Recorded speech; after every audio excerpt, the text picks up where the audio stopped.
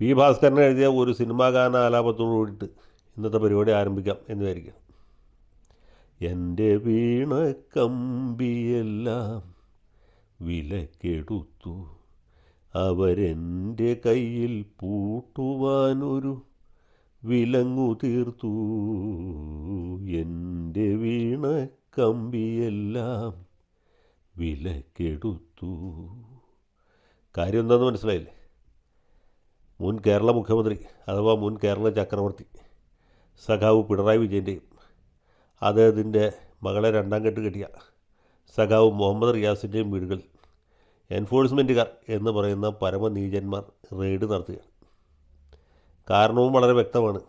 ഈ എക്സാലോജിക് എന്ന് പറഞ്ഞ കമ്പനി നമ്മുടെ കരിമണൽ കർത്താവിൻ്റെ CMRLുമായി ഉണ്ടാക്കിയ കൂട്ടുകച്ചവടത്തിൽ ഈ പിണറായി വിജയൻ്റെ മകളും അതുപോലെ മുഹമ്മദ് റിയാസിൻ്റെ ധർമ്മപത്നിയുമായിരിക്കുന്ന വീണ വിജയന് അവസാനം കാശ് കിട്ടി എന്നാണ് പറയുന്നത്. അതെല്ലാവർക്കും അറിവുള്ള കാര്യമാണ്. കിട്ടിയ കാശിന് വീണ GST അടച്ചിട്ടുണ്ട്. ഈ കൊന്നാൽ പാപം തിന്നാൽ തീരും എന്ന് പറഞ്ഞ പോലെ അവിഹിതമായി കൈപ്പറ്റിയ പണത്തിന് GST അടച്ചാൽ പിന്നെ അതിന് പാപമില്ല, കുറ്റമില്ല എന്ന് വേണമെങ്കിൽ ചെയ്യാം. ഇപ്പോൾ നമ്മൾ ആരെങ്കിലും വീട് കൊള്ളയടിച്ചിട്ട് ഒരു 50 ലക്ഷം രൂപ കിട്ടിയെന്ന് വെച്ചു, ഉടനെ തന്നെ അതിൻ്റെ GST കൂടെ അടച്ചാൽ മതി. പിന്നെ പോലീസുകാർ വരുമ്പോൾ പറയാം, എന്താ ഞാൻ GST അടച്ച പൈസയാണ്, അതുകൊണ്ട് നിങ്ങൾക്ക് തൊടാൻ പറ്റുകയില്ല, അതിന് ഞാൻ ഇൻകം ടാക്സും അടച്ചിട്ടുണ്ട്, GST അടച്ചിട്ടുണ്ട്, അതുകൊണ്ട് പോലീസിന് കേസെടുക്കാൻ പറ്റിയില്ല. അതുപോലെ ഈ വസ്തുവിൻ്റെ ഉടമസ്ഥന് എൻ്റെ അടുത്ത് അത് തിരിച്ചു പഠിക്കാനും പറ്റില്ല എന്ന് പറഞ്ഞായിരിക്കും. അതുപോലത്തെ ലോജിക്കാണ് പിണറായി സഖാവ് പറഞ്ഞത്. പിന്നെ ബാലൻ സഖാവും പറഞ്ഞു, ഗോവിന്ദ സഖാവും പറഞ്ഞു, ബാക്കി എല്ലാ സഖാക്കന്മാരും പറഞ്ഞു. അങ്ങനെ ആ വിശദീകരണം കേട്ട് നമ്മളൊക്കെ സംതൃപ്തരായിട്ടിരിക്കുകയാണ്. ഈ മുഖ്യൻ്റെ വിശദീകരണത്തിന് ഒരു കഥയുമില്ല. ഉടനെ ED കൊണ്ടുവരട്ടെ, ഇയാളെ പിടിപ്പിക്കണം, ഇയാളെ തൂക്കണം എന്നൊക്കെ പറഞ്ഞുകൊണ്ടിരുന്ന രണ്ടുപേരും. ഒന്ന് കോൺഗ്രസ് നേതാവും മൂവാറ്റുപുഴ MLA ഡോക്ടർ മാത്യു കുഴൽനാടൻ, മറ്റേത് നമ്മുടെ PC ജോർജിൻ്റെ മകൻ ഷോൺ ജോർജാണ്. രണ്ടുപേരും അതിനുവേണ്ടി കേസുകളൊക്കെ പലതും നടത്തി. ഹൈക്കോടതിയിൽ നിന്ന് പറയത്തക്ക അനുകൂല ഉത്തരവൊന്നും കിട്ടിയില്ലെങ്കിലും എൻഫോഴ്സ്മെൻറ്റുകാർ ഈ കാര്യം ഇങ്ങനെ നിരീക്ഷിച്ചുകൊണ്ടിരിക്കുകയാണ്. പിണറായി സർക്കാർ അധികാരത്തിൽ ഇരുന്നിടത്തോളം കാലം അവർ വിരലനക്കില്ല, അല്ലെങ്കിൽ വിരലനക്കാനുള്ള ഒരുക്കങ്ങൾ നടത്തി അത് പ്രവൃത്തി പഥത്തിൽ കൊണ്ടുവന്നില്ല. സഖാവിനും പാർട്ടിക്കും വലിയ തിരിച്ചടി ഉണ്ടായി. ധർമ്മടത്ത് അദ്ദേഹത്തിൻ്റെ ഭൂരിപക്ഷം വല്ലാതെ കുറഞ്ഞു. അതുപോലെ തന്നെ പാർട്ടിക്ക് വലിയ തിരിച്ചടി ഉണ്ടായി. ഗോവിന്ദൻ സഖാവിൻ്റെ ഭാര്യയും വിജയരാഘവൻ സഖാവിൻ്റെ ഭാര്യയൊക്കെ തോറ്റു. ഈ മരുമോൻ സഖാവ് നേരിയ പുരുഷത്തോട്ടാണെങ്കിൽ പോലും ബേപ്പൂരിൽ നിന്ന് ജയിച്ചു. ഇപ്പോൾ രണ്ടുപേരും MLAമാരാണ്. പക്ഷേ മന്ത്രിമാർക്കുള്ളൊരു പ്രൊട്ടക്ഷൻ MLAമാർക്കില്ല. അത് EDക്കാർക്കറിയാം. മാത്രമല്ല പാർട്ടി തന്നെ ക്ഷീണിച്ചു. പാർട്ടി സഖാക്കൾ തന്നെ കമ്മിറ്റി കൂടി വിജയൻ സഖാവ് ചെയ്തത് ശരിയായില്ല, മാസപ്പടി വാങ്ങിച്ചത് ശരിയായില്ല, ജനങ്ങളെ പുച്ഛിച്ചത് ശരിയായില്ല, വീട്ടിൽ പോയി പറഞ്ഞത് തെറ്റായിപ്പോയി. പിന്നെ നവകേരള സദസ്സ് നടത്തിയത് അത്ര ശരിയായില്ല, ലോക കേരള സഭ നടത്തിയത് ഒട്ടും ശരിയായില്ല, ശബരിമലയിൽ നിന്ന് സഖാക്കൾ സ്വർണം കട്ടത് അത്ര പന്തിയായില്ല, കക്കുകയാണെങ്കിൽ തന്നെ പോലീസ് പിടിക്കാത്ത രീതിയിൽ കക്കേണ്ടതായിരുന്നു എന്നൊക്കെ അഭിപ്രായം പറഞ്ഞുകൊണ്ടിരിക്കുകയാണ്. പലരും പിണറായി വിജയൻ പ്രതിപക്ഷ നേതൃസ്ഥാനം ഒഴിയണം എന്നാവശ്യപ്പെടുകയാണ്. മുഹമ്മദ് റിയാസ് അദ്ദേഹത്തിൻ്റെ മകളെ വിവാഹമോചനം നടത്തണം എന്നതിന് നാളെ കമ്മിറ്റിക്കാർ ആവശ്യപ്പെടുമെന്ന് നമുക്കറിയില്ല. അങ്ങനെയൊക്കെ ആവശ്യപ്പെട്ടുകളെ പാർട്ടിക്കാരായ മക്കൾ കമ്മിറ്റി കൂടി തീരുമാനിച്ചിട്ടാണല്ലോ വിജയൻ സഖാവ് മോളെ കല്യാണം കഴിച്ചു കൊടുത്തത്. ഇനിയിപ്പോൾ കമ്മിറ്റി കൂടിയിട്ട് ബന്ധം ഒഴിയണം എന്ന് പറഞ്ഞാൽ ബന്ധം ഒഴിയേണ്ടതായിട്ട് വരും. അങ്ങനെ ഒരു സന്നിഗ്ധ ഘട്ടത്തിലാണ് EDക്കാർ എന്ന് പറയുന്ന നീചന്മാർ ചാടി വീണത്. പക്ഷേ EDയെ കണ്ടാലും അവരുടെ പിപ്പിടി വിദ്യ കണ്ടാലോ വിജയൻ സഖാവ് പേടിക്കും. നിൽക്കുന്നുണ്ടോ? ഞാൻ ഒരിക്കലും വിചാരിക്കുന്നില്ല.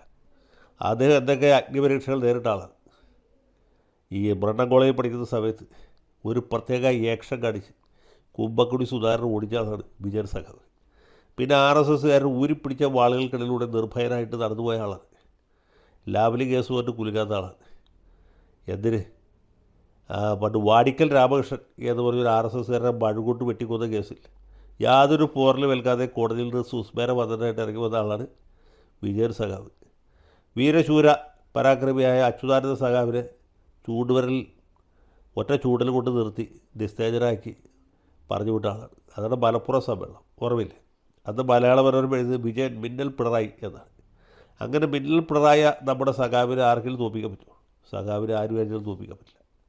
സഖാവിനെതിരെ എന്തൊക്കെ ആരോപണങ്ങൾ വന്നു ഇല്ലേ? കമല ഇൻ്റർനാഷണലിനെ പറ്റി ആരോപണം വന്നു, ലാവലിന് ആരോപണം വന്നു, പിന്നെ പുള്ളി സ്വർണം കടത്തി എന്ന ആരോപണം വന്നു. ഈ ദുബായ് ഷെയ്ഖിന് സമ്മാനം കൊടുത്തു എന്ന ആരോപണം. ഇതൊക്കെ വന്നിട്ട് വല്ല കുലുക്കുണ്ട്, വല്ല കുഴപ്പമുണ്ട്. മദ്രാസ് വിമാനത്താവളത്തിൽ വെച്ച് പുള്ളിയുടെ സൂട്ട് കേസിൽ നിന്ന് 5 വെടിയുണ്ടകൾ കണ്ടെടുത്തു. അതിനെ തുടർന്ന് ആളുകൾ ഇദ്ദേഹത്തെ അഞ്ചുണ്ട സ്വാമി എന്ന് പരിഹസിച്ചു. അതിനപ്പുറത്ത് വല്ലതും നടന്നു? ഒന്നും നടന്നില്ല. അദ്ദേഹത്തെ ബുള്ളറ്റ് വിജയൻ എന്ന് പറഞ്ഞ് ചിലർ പരിഹസിച്ചു. ലാവ്ലിൻ വിജയൻ എന്ന് വിളിച്ച് ആക്ഷേപിച്ചു. പിന്നെ വിഴിഞ്ഞത്ത് പോയി കഴിഞ്ഞപ്പോൾ ഈ മത്സ്യത്തൊഴിലാളികൾ പങ്കായം കൊണ്ടുവന്നപ്പോൾ പുള്ളിയെ പങ്കായം വിജയൻ എന്ന് വിളിച്ചു.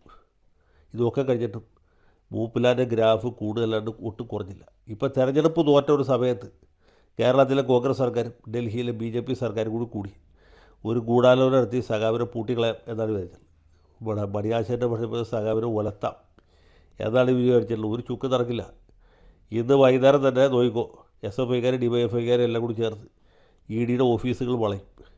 ഒറ്റ EDക്കാരനെ നാളെ റോട്ടിലിറങ്ങിയെടുക്കാൻ പറ്റില്ല എന്ന് സഖാവ് ആർഷോയും സഖാവ് ശിവപ്രസാദും പിന്നെ സഖാവ് റഹീമും വെല്ലുവിളി മുഴക്കും. മാർക്സിസ്റ്റ് പാർട്ടിയുടെ അവൈലബിൾ സെക്രട്ടേറിയറ്റ് ഇന്ന് തന്നെ യോഗം ചേർത്ത് EDയെ അപലപിക്കും. EDയെ കേരള മണ്ണിൽ നിന്ന് തുടച്ചു നീക്കാനായിട്ട് അവർ പ്രതിജ്ഞ ചെയ്യും. ഞങ്ങളുടെ വിജയൻ വല്ലതും കണ്ടാൽ നിങ്ങൾക്ക് എന്താ കോൺഗ്രസ് എന്നൊരു മുദ്രാവാക്യം വിളിക്കും. ഇതേ കോൺഗ്രസ് നേതാക്കൾ ഈ കരിമണൽ കർത്താവിൻ്റെ നിന്ന് മാസപ്പടി വാങ്ങിച്ചതിൻ്റെ കണക്ക് നാളെ പുറത്തുവിടും. എല്ലാ കണക്കും വിജയൻ സഖാവിൻ്റെ ഉണ്ട്. അതുകൊണ്ട് പിപ്പിടി വിദ്യയൊന്നും ഇങ്ങോട്ട് വേണ്ട. ഇതൊന്നും കണ്ടാൽ പേടിക്കുന്നവരല്ല സഖാവ് പിണറായി വിജയൻ. വെറുതെ അല്ല അദ്ദേഹത്തെ ഇരട്ടച്ചങ്കൻ എന്ന് വിളിക്കുന്നത്. ഇരട്ടച്ചങ്കനാണ് വിജയൻ സഖാവെങ്കിൽ മുച്ചങ്കനാണ് മരുമോൻ റിയാസ്. അമ്പോഷനൊത്ത മരുമോൻ, മരുമോനൊത്ത അമ്പോഷൻ. ഇത് രണ്ടും ഇങ്ങനെ ദൈവം ചേരുമ്പടി ചേർത്താണ്. അങ്ങനെ ഈ അമ്പോഷൻ മരുമോൻ ടീമിനെ തോൽപ്പിക്കാൻ ആരെങ്കിലും ഉണ്ടെങ്കിൽ, ധൈര്യമുള്ള ആരെങ്കിലും ഉണ്ടെങ്കിൽ, ചുടയുള്ള ആരെങ്കിലും ഉണ്ടെങ്കിൽ നേരിട്ട് പോവാം. ബാക്കി കാര്യം നമ്മൾ തമ്മിൽ തല്ലി തീർക്കാം.